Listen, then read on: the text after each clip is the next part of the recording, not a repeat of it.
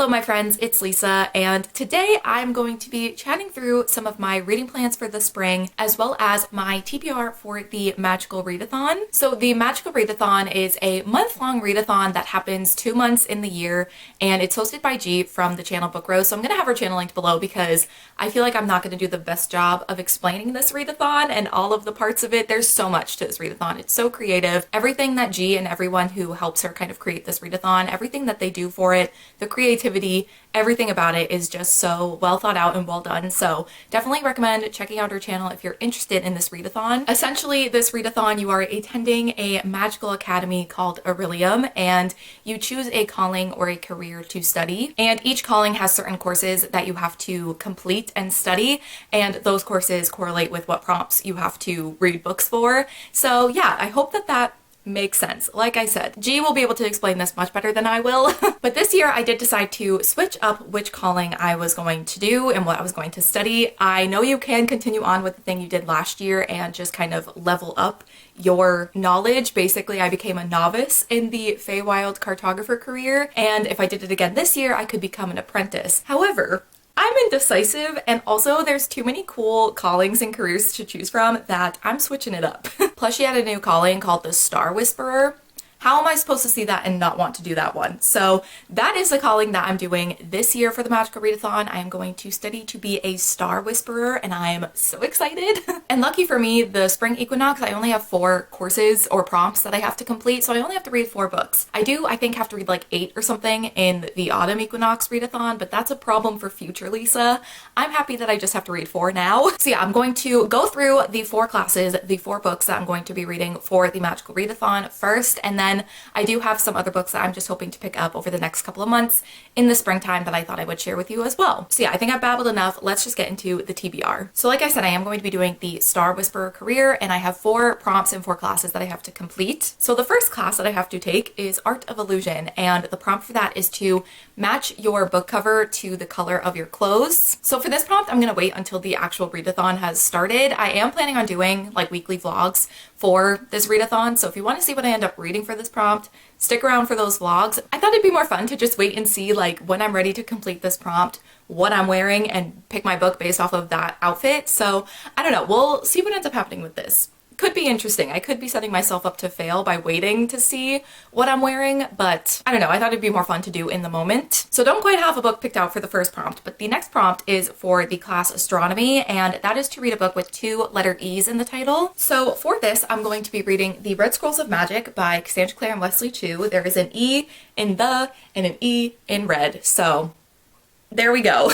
But this is the first book in the Eldest Curses series. This is another Shadowhunter series. It's kind of like a spin-off though. You're mainly following Magnus and Alec and just their relationship, the adventures that they have and the things that they get into, the kind of things that happen outside of the main series. So this first one is following Magnus and Alec on this vacation that they take, and you know that they take this vacation in the Mortal Instrument series. You just see them once they come back from that. And this book is that vacation. So it's kind of fun. It's definitely not my favorite series. I love Magnus. I love Alec. I love their relationship. Magnus as a character himself is like one of my favorite characters, not just in the Shadowhunter world, but just like in general. I do love him a lot. So it is fun to read about them, but they're definitely not my favorite books in the Shadowhunter world. But we are reading this in April for the Shadowhunters read along that me, Darian, and Casey have been hosting for a while now. We started it last year and we're still going this year. So this is what we're reading in April. So I knew I wanted to get this on my TBR somehow. So the third class that I have to take is Inscription, and the prompt for this one is to read a book off of your highest shelf. So I have a shelf kind of on my headboard of my TBR books, and then I have these 2 bookshelves that are kind of behind me. So my 2 highest shelves are on my bookshelves, and at first when I saw that I had to do this prompt, I was like, oh no, what do I do? Because my bookshelves have all of my read books, and that is my TBR shelf. So I was looking at my top shelf, seeing if there was anything up there that I wanted to reread to fulfill this prompt, but then I realized I'm a clown. So I originally had books that were on my TBR and books that I had read on my bookshelves. They were kind of all mixed in, and then when I created this TBR shelf, I took the TBR books off. But I apparently missed some, and lucky for me, I missed 3, and they were all on the top shelf. So it really worked out in my favor. So I had 3 books that I completely skipped over. And what's funny is I actually had another book that I completely missed, and it was also on the top shelf. So I don't know what happened when I was organizing these books. I just completely skipped over them. But I do have 3 books on my top shelf that are on my TBR I have not read yet. So those were the ones I decided to choose from. And I still have them up there because I wanted it as proof that I was taking these books from my highest shelves. So first book I had up there was On the Come Up by Angie Thomas. I also had The Mothers by Britt Bennett and A Man Called Ove by Frederick Bachman. And I haven't grabbed the book yet because, again, I wanted proof that it was up there. So let me go and grab the book I decided to read for this prompt. So the book I decided to read that was on my highest shelf is On the Come Up by Angie Thomas. Of the 3 books and the 3 options that I had, I feel like this is going to be the one that's going to read the quickest. Even though it's not the shortest of them, I think actually this might be the longest book out of all 3. I just think I'm going to fly through this book. I feel like I fly through all of Angie Thomas's books that I've read so far. And as you can see, I've owned this for quite a while because it says Concrete Rose is coming in 2021. So it's about time that I finally read this. I feel like I've been talking about reading this book since I started this YouTube channel in 2019.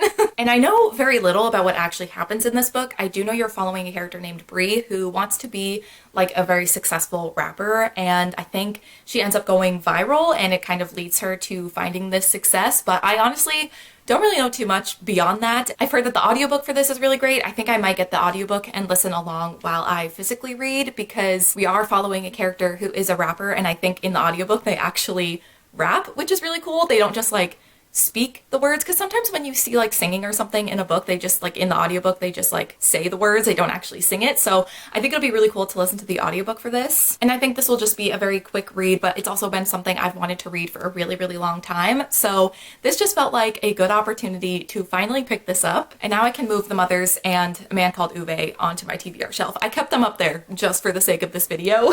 All right, the final course that I have to take for the Star Whisperer calling is for lore, and that is to read a book with a map in it. So for this, I'm going to read Bitter Blue by Kristen Kishore. This is the 3rd book in the Graceling Realm series, and I'm really excited to be back in this world and back with these characters. I've really enjoyed the first 2. They feel just very like classic YA, and I think that's why, like, even though I'm only reading this series for the first time within the past like year or so, it does feel nostalgic in a way.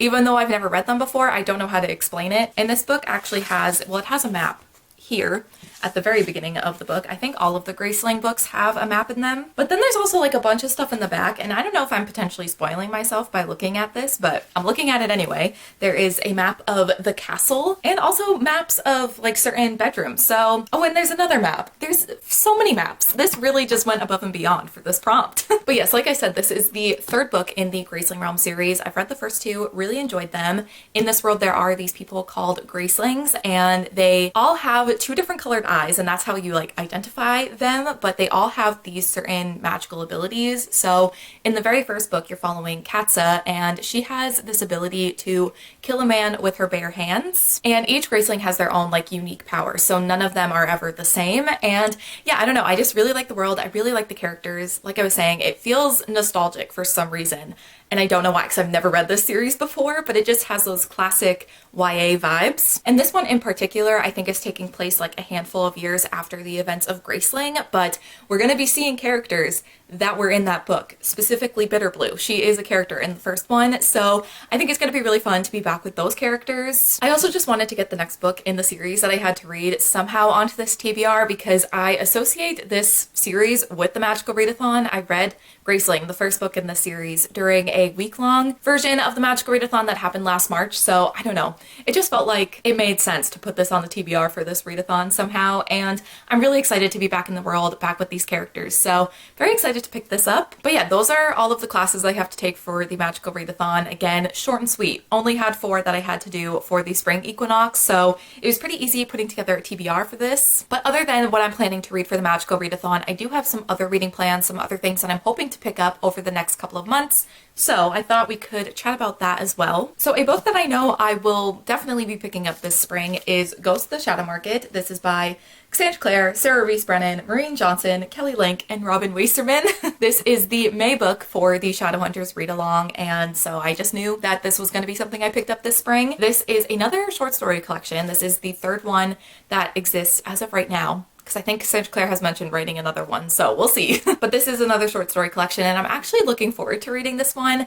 If I remember correctly, of the 3 short story collections that we have in the Shadowhunter world, this one was my favorite by far. It had the most short stories that I actually enjoyed. I also really love the character that we follow throughout all of these short stories, and this book just in general makes me a little emotional because I hauled this in my very first YouTube video back in 2019. So I just look at this and I'm like, ah, memes, you know? And I think I read it not long after I hauled it either, because that was the thing that I used to do. I used to buy a book and then read it like close to when I bought it. Imagine that. That doesn't happen anymore. But yes, I'm definitely going to be picking this up sometime in May for the Shadowhunters read along, and so I wanted to mention this, and I will have the Shadowhunters read along information linked below if you want to join us at any point. I also feel like as of recently, I've been wanting to pick up a lot more fantasy. I used to really just read mostly fantasy, and then romance took over, and I feel like I'm just now constantly in the mood to read a romance, but I've been getting back into reading fantasy. So I have a few fantasy books that I would like to maybe pick up over the spring. I know like most people associate fall and winter with fantasy, and I do too, but also something about reading a fantasy in spring. Maybe I just like reading fantasy all the time, but I don't know. I don't know why, like, the fresh air, warmer days makes me want to read a fantasy. I don't know. I don't know what it is about that, but I do have a couple that I want to read in the spring. The first two being Criers War and Ironheart by Nina Varela. This is a duology, and I've actually started a reread of Criers War. I have read this before. I read this back in 2020. I really enjoyed it. I gave it 5 stars, but I just never continued on with the sequel, so I'm finally going to do that this spring. I also have a couple of goals this year, one of them to read more books off my physical TBR, so that would do that, and also to finish some series because I've started so many series. So finishing this up would be like a 2-for-1 kind of deal.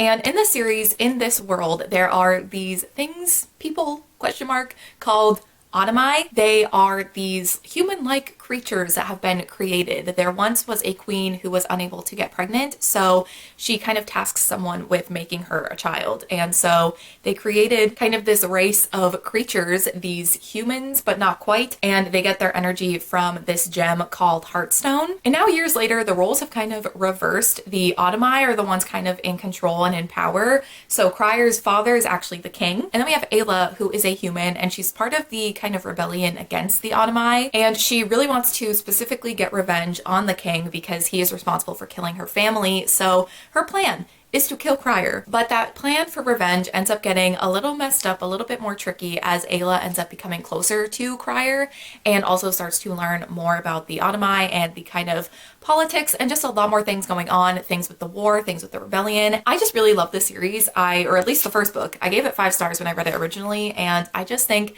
it has a lot of like the things that I enjoy in fantasy books. We have royalty, so there's a lot of court intrigue, there's a lot of political intrigue as well with this war and this rebellion, and also but just between the different Automai who want power. And then we even have like a hidden identity kind of trope because Ayla is having to get close to Crier and all of them, even though she wants this revenge on them and she's part of the rebellion against them. So it's just a really fun time. I really enjoy it. Plus it's sapphic, so like all good things. So I'm really excited to finish my reread of Criers War and get into Ironheart and just see how this series kind of wraps up, what ends up happening, and yeah, very excited to hopefully get to this spring. And speaking of all of the series that I've started and wanting to continue on with them, I want to definitely pick up Morning Star by Pierce Brown. I started reading the Red Rising series this year. I've read the first 2. I've been enjoying the series so far. It just hasn't been anything that I'm like obsessed with, but after the ending of Golden Sun, the second book in the series, I'm really excited to get into Morning Star. But in this series, you're following Darrow, who is a red, and basically like the caste system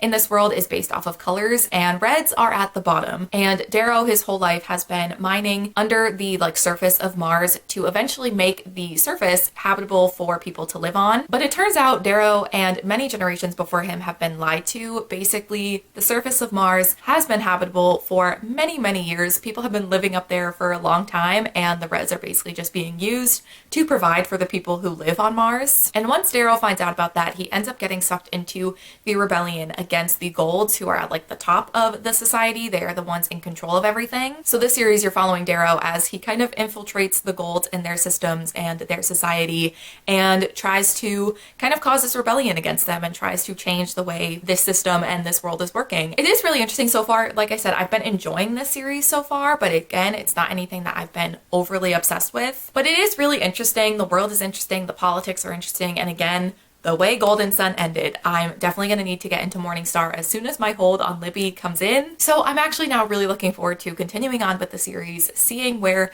things continue after the ending of the second book. And I also know that this series is continuing on. I think that there are 7 planned books for the series. The 6th one is coming out later this year, so maybe I will get caught up in time to read the 6th book on its release. We will see, but excited to continue on with this series. Definitely want to make some progress in the series that I've started because, again, started so many, so definitely want to continue on with this one. Another fantasy that I want to read, I actually have access to it through Kindle Unlimited. I did end up getting Kindle Unlimited again. I got another 3 months free, so how could I say no to that? But The Sword of Kaigen by M.L. Wang is actually on Kindle Unlimited.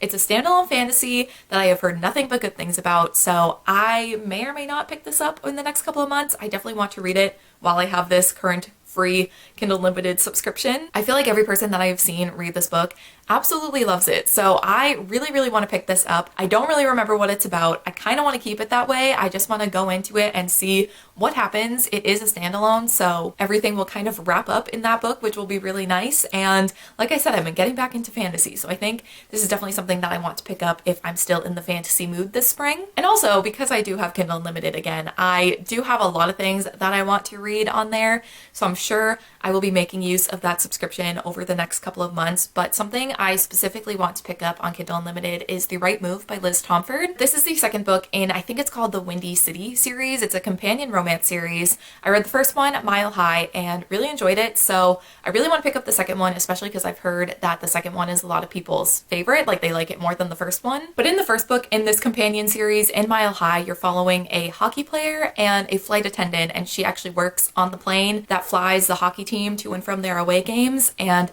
the second book is going to be following the flight attendants, her brother, who is a professional basketball player, and also her coworker. It just seems like it's going to be really fun. I've heard really good things about it. I feel like people prefer this one to the first one, at least of what I've seen, which is not a lot. Just probably a few people, so I don't know if that's generally how people feel, but I'm really excited for the second one. I think it's going to be really good, and that's just another series that I will be continuing on with. There's a third one that's coming out later this year, but I will be caught up if I read the second one, so definitely want to read this. And then the last couple of books that I have on my TBR for the spring are both books that I have on my 5-star predictions list for this year. I made a video chatting through my 5-star predictions for this year, and I have not read a single book from that list. So I definitely need to actually pick those books up. And one that I definitely want to pick up in the spring is Ophelia After All by Raquel Marie. This cover just screams spring with the bright orange and the flowers. It just feels like it needs to happen. But I believe this book is really just a coming of age novel following Ophelia, and it says that she knows what she likes, her best friends, Cuban food, rose gardening, and boys. But I think she ends up getting a crush on a girl, and it's starting to make her question her sexuality and everything she knew about herself.